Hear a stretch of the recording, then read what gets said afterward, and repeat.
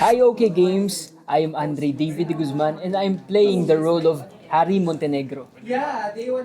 Hi, OK Games. I am Iñaki Torres and I will be playing the role of Bricks.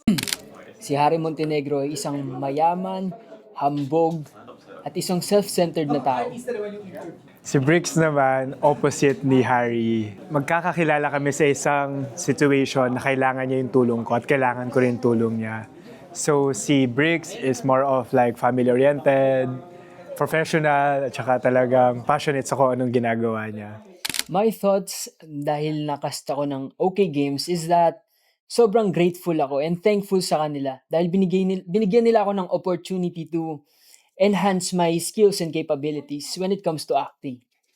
Yeah, same with Harry, grateful din at saka overwhelmed sa mga nangyayari pero excited kasi I'm working with this new environment at saka sobrang hands-on ng OK Games at saka Oxen Films, especially behind the camera, behind the scenes. Sobrang nag-enjoy lang kami. Parang naglalaro lang but everyone is professional and hands-on. Well, I am looking forward na maging successful itong project na to and also maging successful ang OK Games.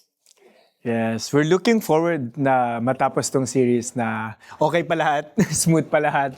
Kasi it's our first day. Pero ang pinaka nilook forward ko is yung growth din namin together with OK Games and Oxen Films and more projects to come, di ba? Yun yung nilook Yes. forward natin. This is not the first and last. For sure marami pa. Thank you.